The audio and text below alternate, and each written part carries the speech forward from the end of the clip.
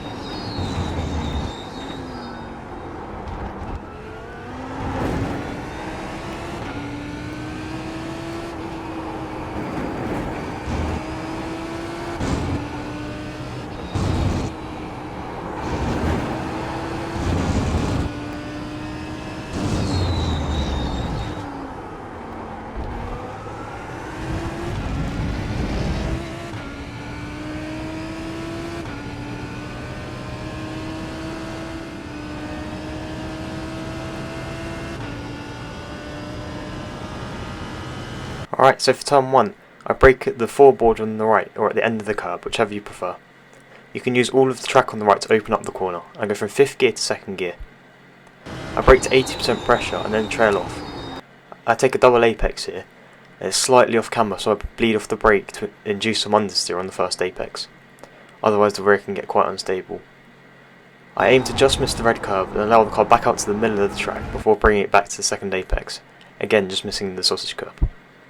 I get back on throttle when I can see the second apex curb, and you have to be careful of the TC here. Here I brake just after the 2 board. I use 2nd gear here for the extra rotation, but 3rd is also usable. I go to 60% brake pressure and then trail off to the apex. I turn in at the end of the curb on the left, and get back on throttle just before the curb to carry the speed.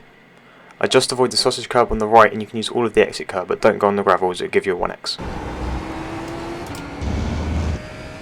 For the fast right-hander, I shift up to 4th gear and keep it in 4th for the stability. I trail brake a tiny amount to get the car rotated in, and turn in at the end of the curb on the left. I avoid the sausage curb on the inside and get back on throttle just before it to carry speed through the exit onto the straight afterwards. I again use the curb on the exit, but the gravel will give you a 1x again. You can use some of the gravel if you absolutely need to, but I wouldn't recommend it as it's not very consistent as the limit isn't clearly defined.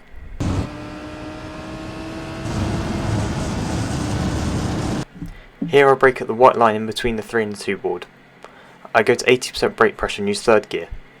I turn in just before the end of the curb on the right, and the camber means you have a lot more grip than you'd think, so you can carry a lot of speed. I get back on throttle just after the red curb, and you can use all of the curb on the exit of course. It's very easy to understeer wide here, so make sure you don't get too greedy on the exit.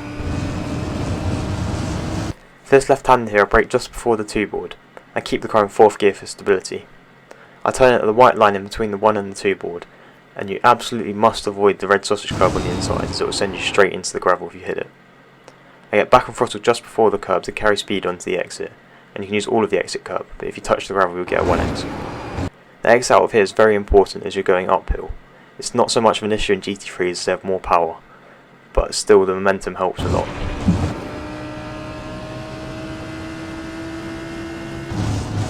So for the corkscrew, I brake around a car's length before the curb on the right.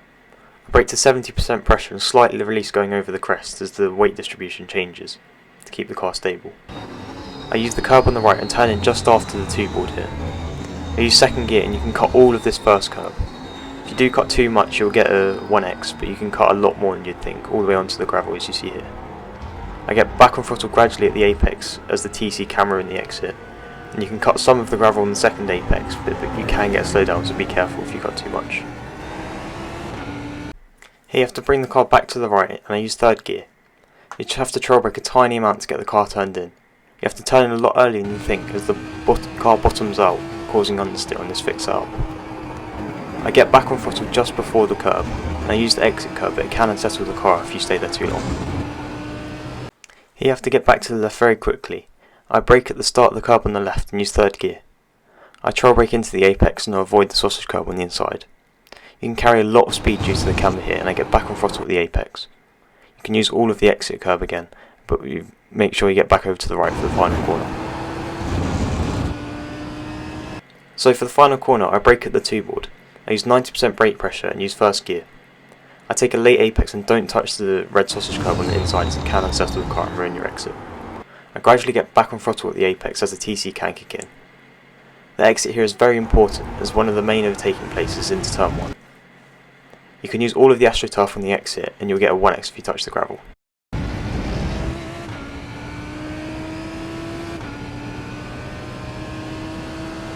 So that was a lap of Laguna Seca in the Lamborghini GT3 car.